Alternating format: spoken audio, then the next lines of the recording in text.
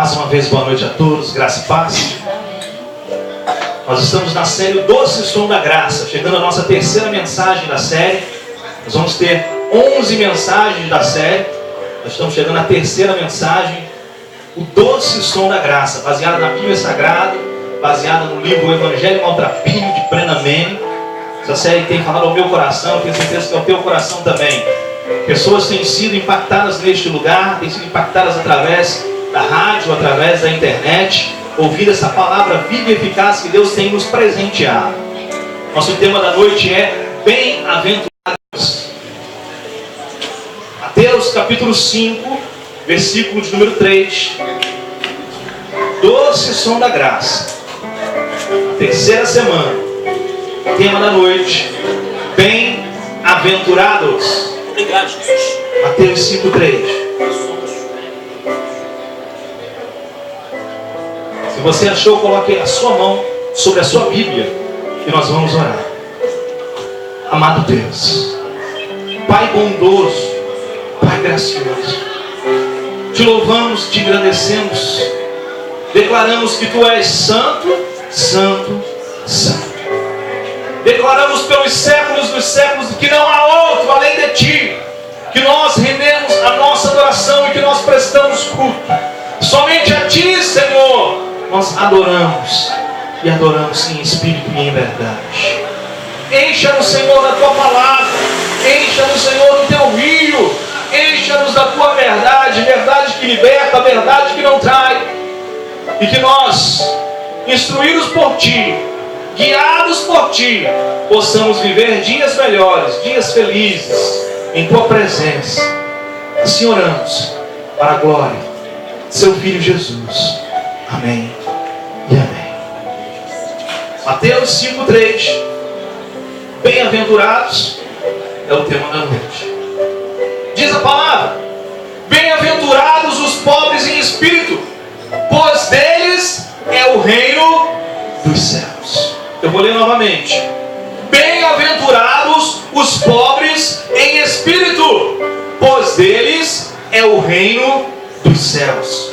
Jesus, ele entra em cena em seu ministério público e ele começa a anunciar que o tempo está cumprido e que o reino está próximo. Jesus, ele começa a dizer: o tempo está cumprido.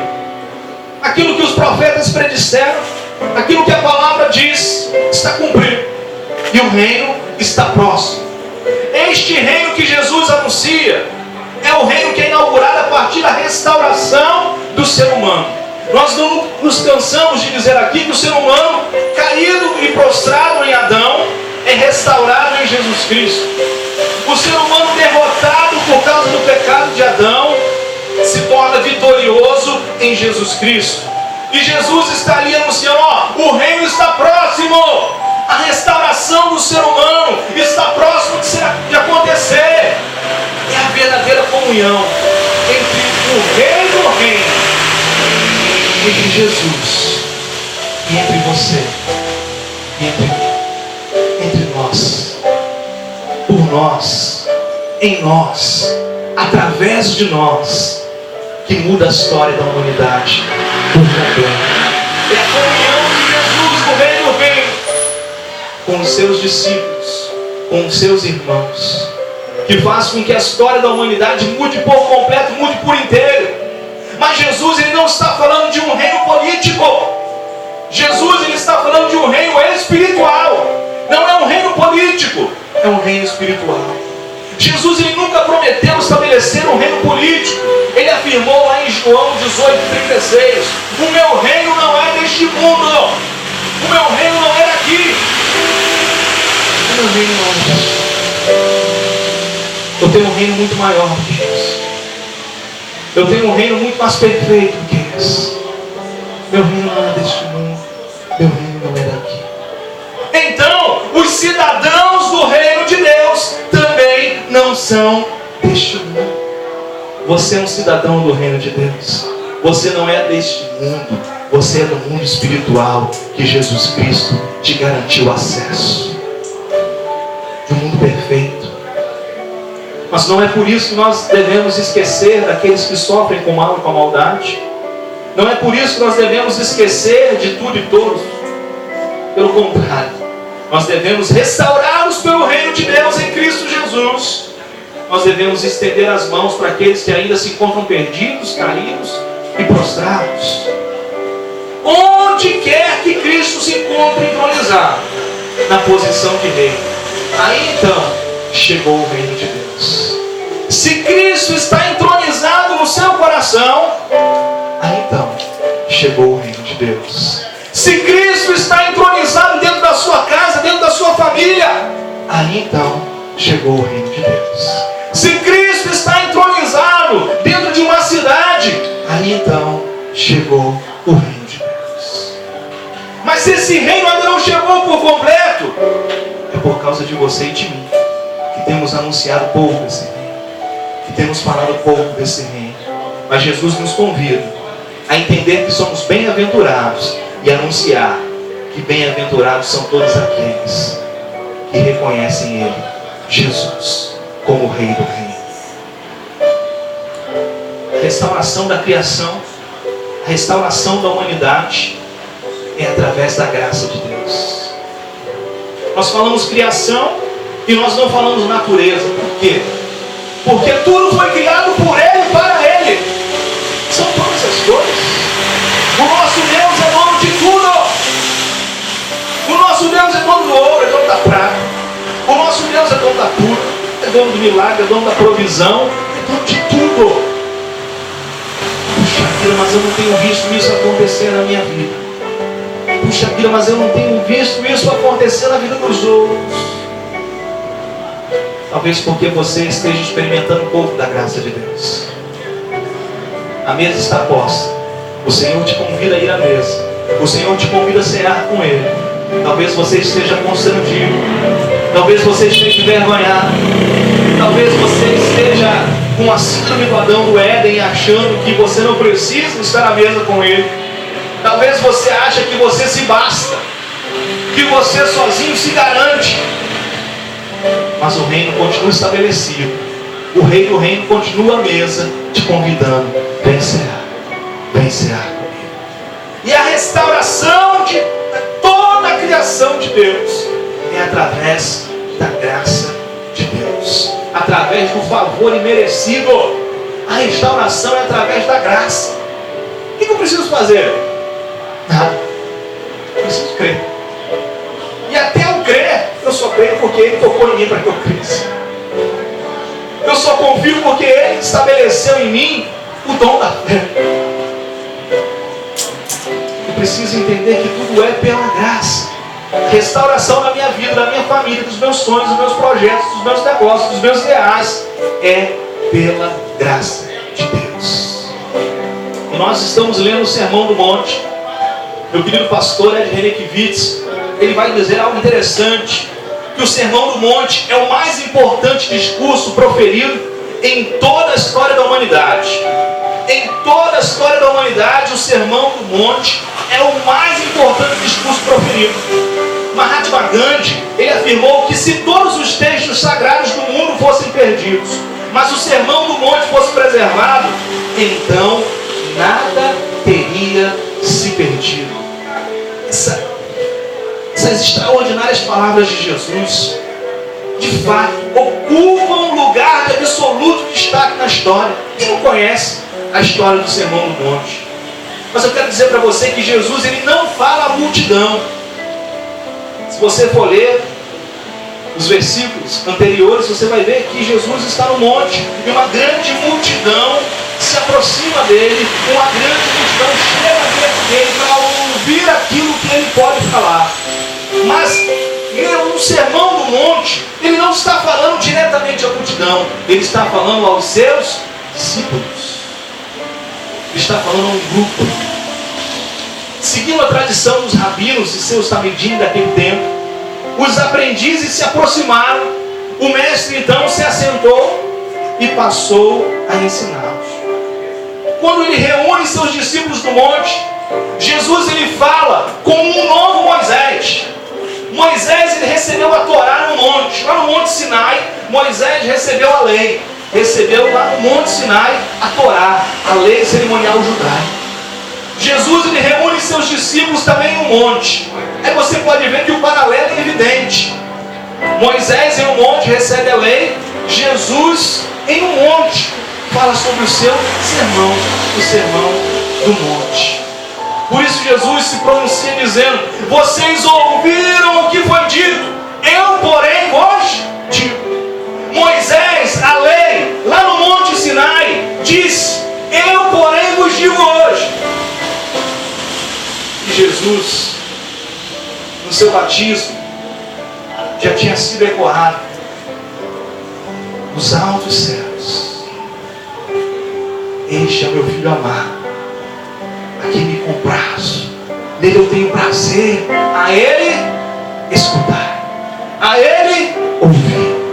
Então Jesus está dizendo ali, ó, Moisés recebeu a lei no monte Sinai.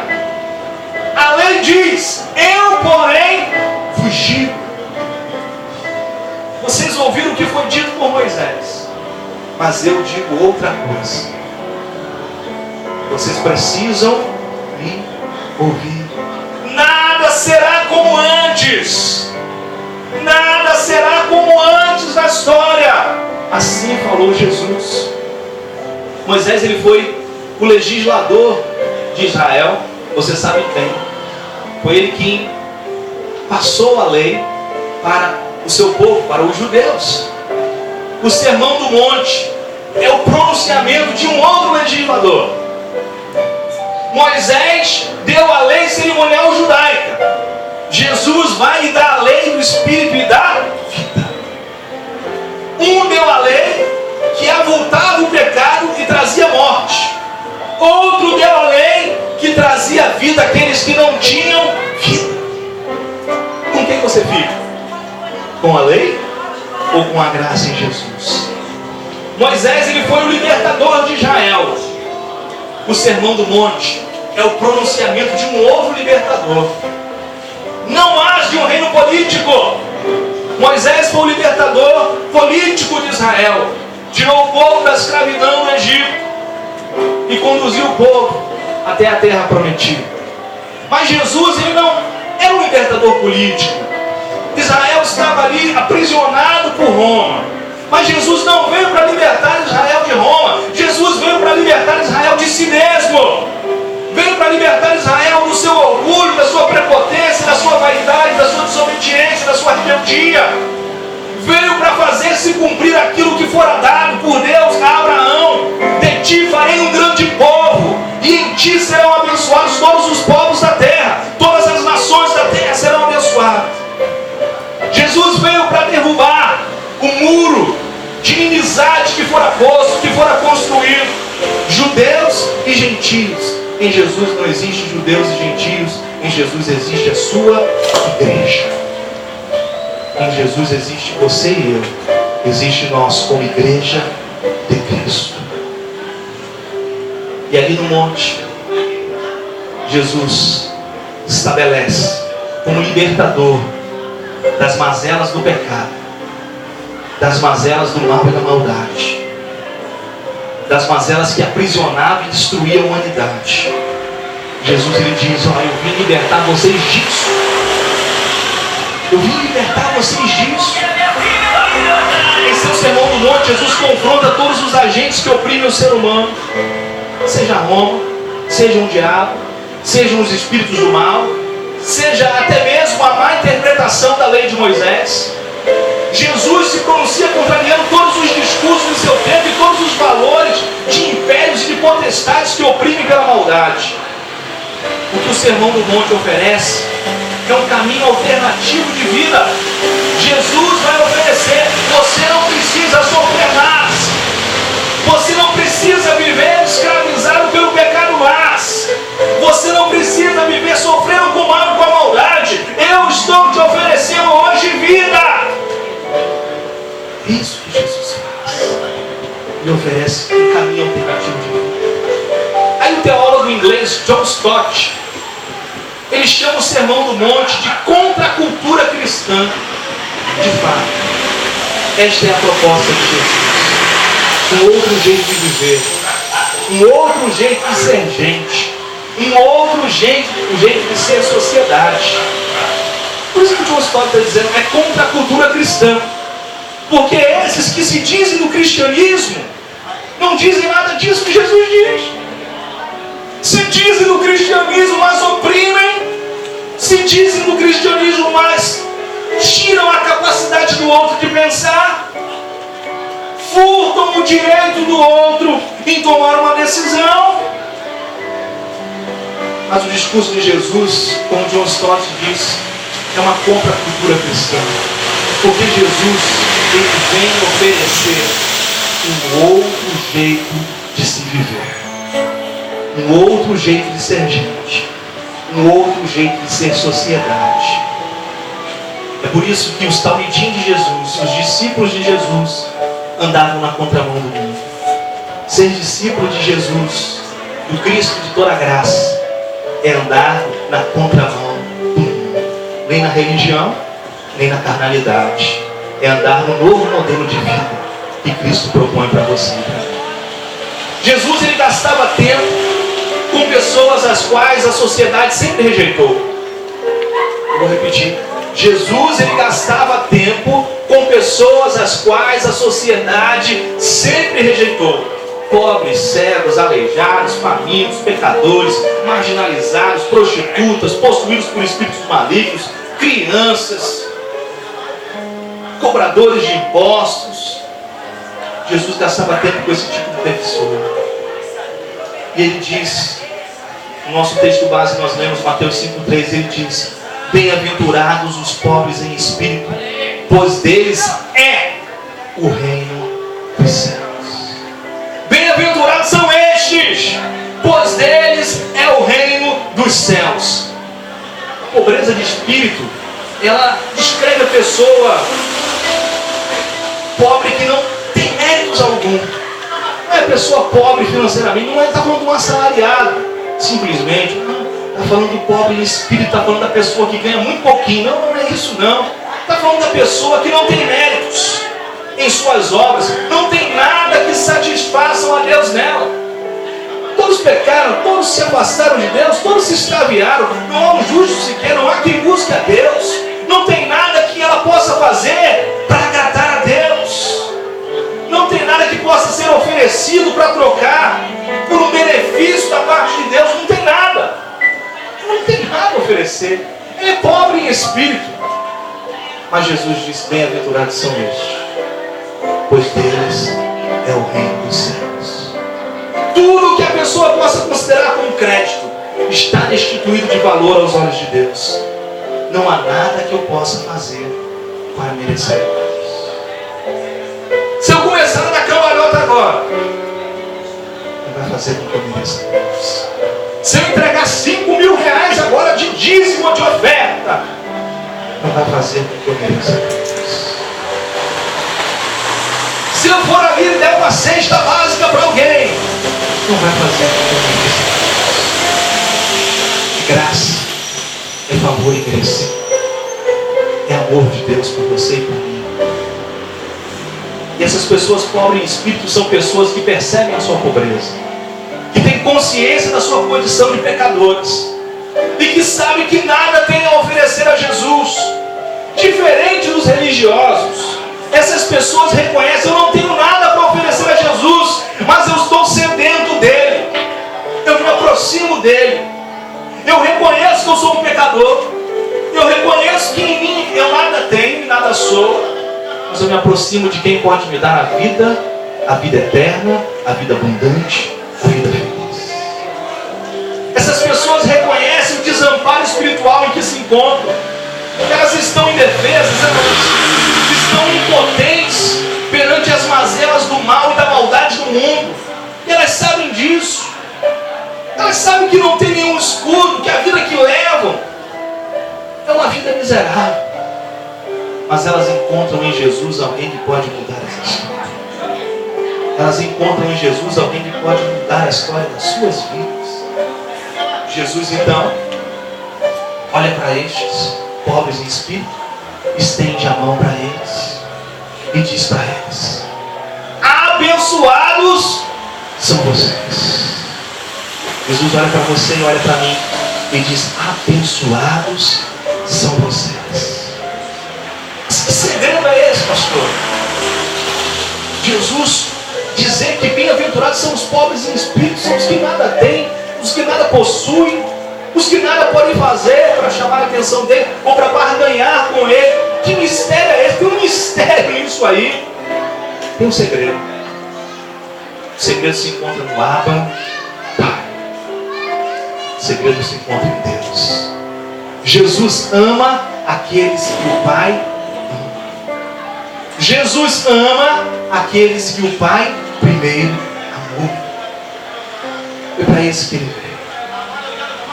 O reino de Deus, ele pertence às pessoas que não estão fazendo renda, que não estão tentando impressionar, que não estão tentando chamar a atenção de Deus.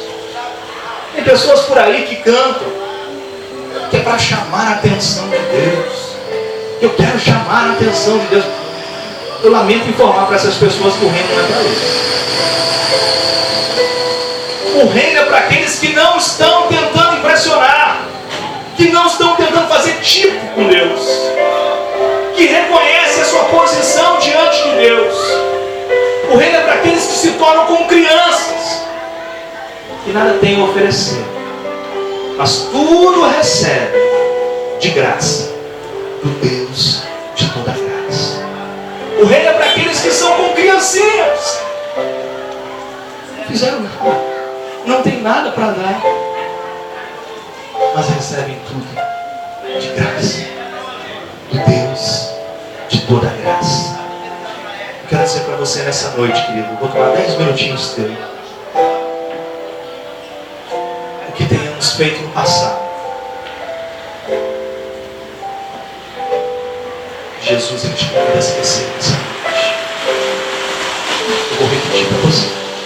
Qualquer coisa que você tenha feito no passado, Jesus te convida a esquecer. O que importa é o agora.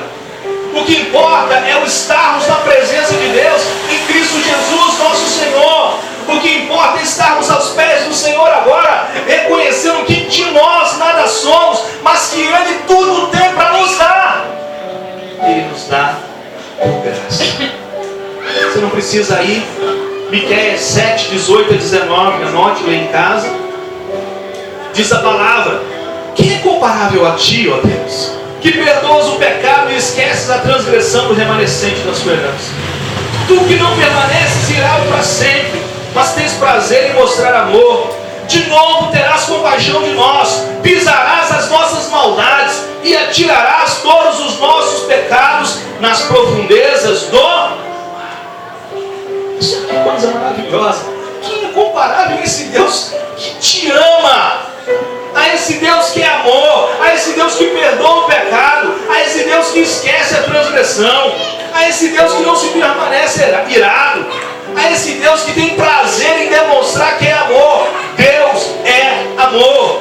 Ele tem compaixão de você. Ele pisa a maldade sobre a sua vida. Tudo aquilo que era de maldição, tudo aquilo que era de mal na sua vida, em Cristo Jesus foi esmagado. A profecia de que Cristo esmagaria a cabeça da serpente, porque a serpente estava contaminando a todos. O veneno da serpente estava contaminando a todos, mas a profecia se cumpre em Jesus. Em Cristo Jesus ele esmaga a cabeça da serpente, e todo o veneno que era contra a sua vida foi lançado fora, porque o sangue de Cristo é o antídoto que dá a cura. O antídoto que dá a cura para você e para mim é o sangue de Cristo Jesus. E o sangue de Cristo Jesus nos purifica de todo pecado. Ele atirou os nossos pecados às profundezas do mar. Aí Deus também falou através do profeta Isaías, Isaías 43, 25: sou eu mesmo, aquele que apaga as suas transgressões por amor de mim, e que não se lembra mais dos seus pecados. Sou eu que apago as transgressões na sua vida. Sou eu que faço novo. Sou eu que faço nova todas as coisas. Sou eu que mudo a história da sua vida. Os seus pecados não me lembram mais. Paulo apóstolo entendeu isso bem. Você conhece a história de Paulo? Consentiu a morte de Estevão, perseguidor de cristãos, tinha um ódio mortal dos seguidores de Jesus, mas teve um encontro com Jesus no caminho de Damasco. Literalmente caiu do cavalo, da sua pompa, das suas circunstâncias, da sua vaidade, da sua altivez, da sua arrogância, dos seus títulos, dos seus méritos. Caiu do cavalo. Saulo, Saulo, por que me persegues? Quem és tu, Senhor? Eu sou Jesus a quem tu persegues. Daquele dia em diante, Paulo se torna um novo homem, uma nova criatura. Porque quando você tem um encontro com Jesus, a sua vida tem que mudar. Quando você tem um encontro com Jesus, a sua vida tem que mudar. Paulo não ficava vivendo, lembrando as coisas do passado. Eu matei um cristão, eu consenti na morte de alguns. Ai, que lamento, que tristeza. Filipenses 3, 13 a 14, Paulo vai dizer: irmãos, não penso que eu mesmo já o tenha alcançado. Está falando da santificação. Mas uma coisa faço, esquecendo-me das coisas que ficaram para trás e avançando para as que estão diante de mim, prossigo para o alvo, a fim de ganhar o prêmio do chamado celestial de Deus em Cristo Jesus. Quanto à santificação, eu estou num processo de santificação, porque todo dia eu preciso ser retocado. Paulo entendia isso, aquilo que a gente tem pregado aqui. Paulo entendia isso. Você não confessou Jesus, recebeu Jesus na sua vida, e você agora está, tchan, tá beleza. Não, você tem que ser retocado. Quanto a mim, não acho que eu tenha alcançado. Eu estou precisando ser retocado todos os dias. Mas eu quero dizer uma coisa: eu esqueço das coisas que ficaram para trás. Eu avanço para as que estão adiante de mim. Eu prossigo para o alvo. E o alvo é Jesus. E nesse caminho, cujo alvo é Jesus, existem pessoas. Existe a tua família, existe a tua vizinhança, existe as pessoas do teu trabalho, as pessoas da tua faculdade, as pessoas da tua escola, as pessoas da tua comunidade, as pessoas da tua rede social. Existem pessoas. Se você está indo para o alvo, que é Jesus, leve essas pessoas junto contigo, porque não há lugar melhor para se estar do que na presença de Jesus Cristo. Deixe Deus fazer um novo começo em sua vida. Deixe Deus fazer um novo começo na sua vida. Deixe Deus escrever uma nova história na sua vida, na sua casa, na sua família. Como diz David Keelan, quero ser como criança, te amar pelo que és, voltar à inocência e acreditar em ti. Seja como criança. Ame a Cristo pelo que Ele é. Ame a Cristo pelo que Ele é. Não faça barganha, porque eu estou fazendo isso contigo. Você está vendo, hein? Eu estou chamando a tua atenção, hein? Não faça isso. Não use máscaras diante de Jesus. Se esvazie da sua vaidade. Se apresente do jeito que você é. É Ele que muda a história da sua vida. É Ele que muda o seu jeito de ser. Ame Ele pelo que Ele é. Volte à inocência, acredite nele. Jesus, Ele abençoava criancinhas uma a uma. Os discípulos estavam cansados.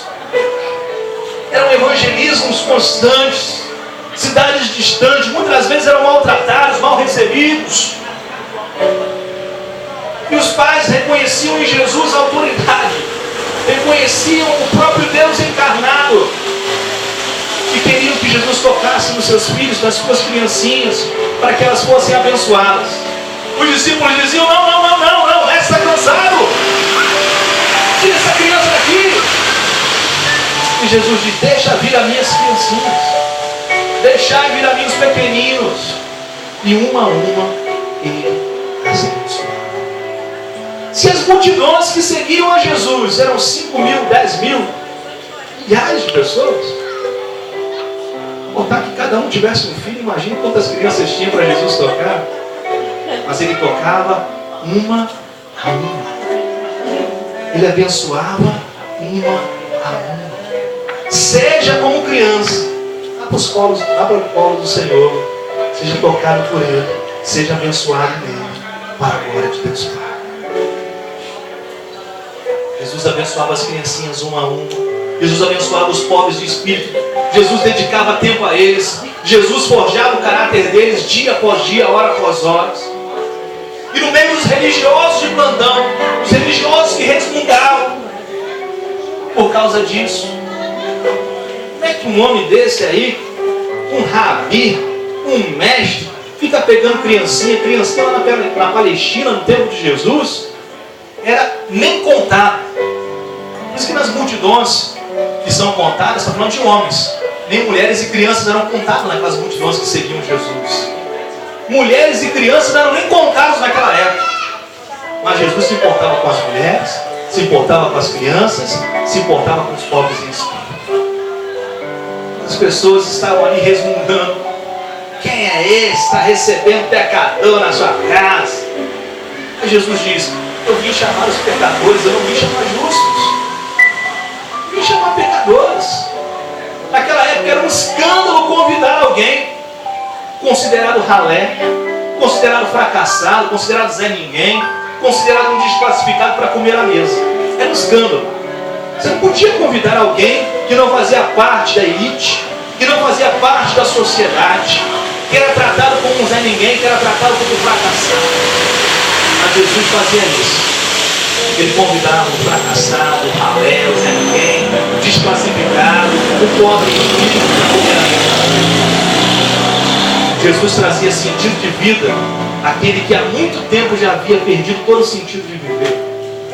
Jesus trazia um novo sentido de viver. Jesus compartilha a mesa, ou seja, Jesus compartilha a vida. Jesus havia removido a vergonha, a humilhação. Jesus havia removido a culpa deles. Mas por causa disso, Jesus era considerado um glutão, um beberrão, um comilão. Jesus era considerado muitas coisas, mas ele nem se preocupava com isso. Ele se preocupava em abençoar. O Evangelho da Graça é assim. Muitas pessoas vão dizer e vão falar: esse Evangelho que eles estão pregando ali é um Evangelho de facilidade. Não é não. Mas vão dizer por aí: é um Evangelho muito fácil, muito leve. Jesus que disse que é leve e suave, não sou eu que vou dizer o contrário. Jesus não está preocupado com isso. Jesus ele está preocupado em te abençoar, em fazer você ser uma nova criatura. Ele queria ministrar bem-aventurança àqueles que tinham sede e fome da presença divina em suas vidas. Ele dava um alimento incomparável. Quem de mim se alimenta jamais terá fome, jamais terá sede. Quem de mim se alimenta tem a vida eterna. Mas isso causava arrepio nos religiosos da época. Para terminarmos a última passagem, Marcos 2, 18 a 20.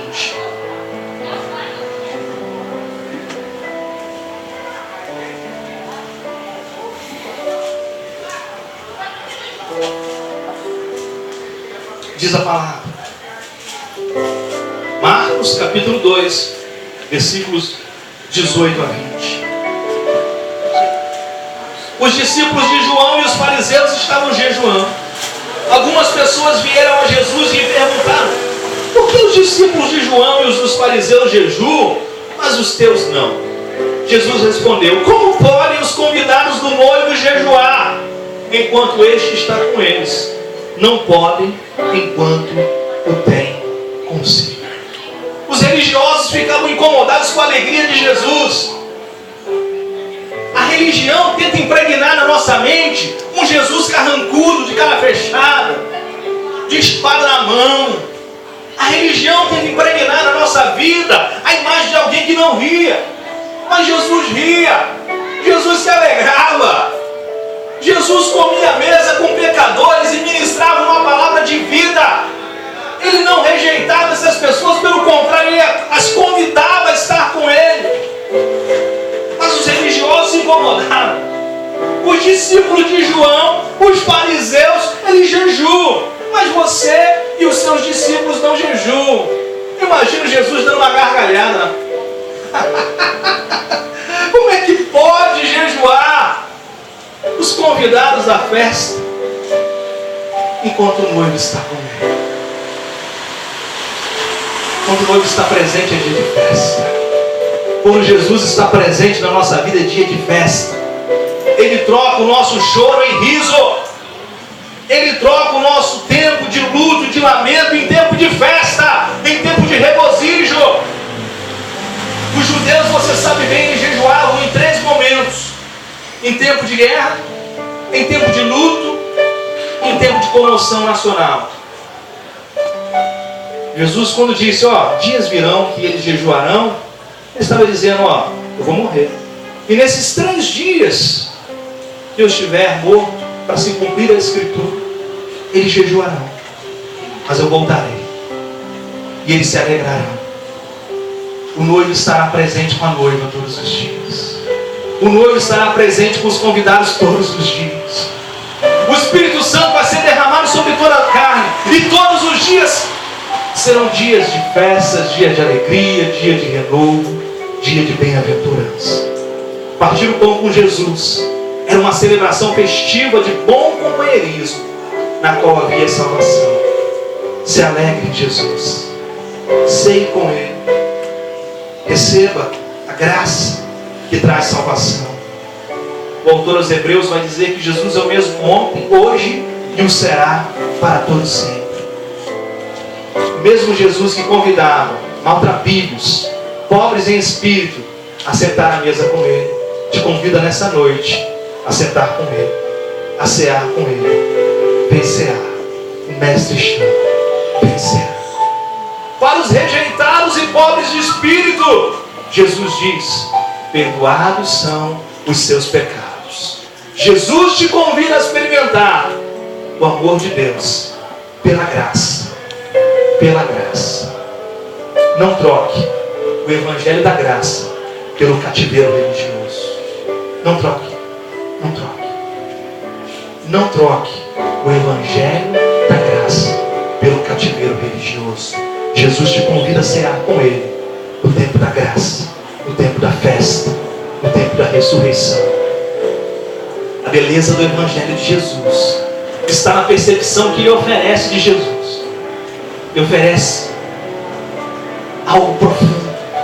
A beleza do evangelho da graça, a beleza desse evangelho está na percepção que Ele oferece sobre Jesus.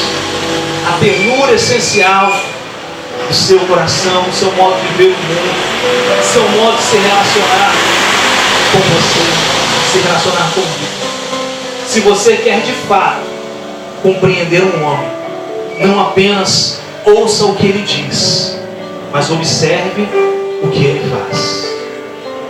Jesus, ele fez, faz e fará muitas coisas por você e por mim. Não apenas ouça Jesus, faça o que ele ensinou, o que ele ordenou a fazer. Ele nos concede graça maior. Por isso diz a Escritura: Deus se opõe aos orgulhosos, mas concede graça aos humildes. Disse Tiago no capítulo 4, no versículo 6. Os soberbos, os orgulhosos, não recebem dessa graça, porque querem viver com justiça própria. Mas aqueles que estão esvaziados de si mesmos, que se reconhecem como são, recebem a graça divina, a graça eterna, a bem-aventurança para a glória de Deus Pai em Cristo Jesus. Amém.